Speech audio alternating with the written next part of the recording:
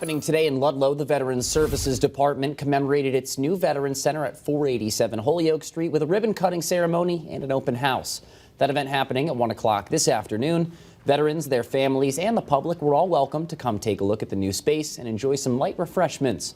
Part of the new center's dedication also included the official naming of the center's conference room in memory of Sergeant Joshua D. DeForges, a United States Marine who was killed in 2010 while serving in Afghanistan.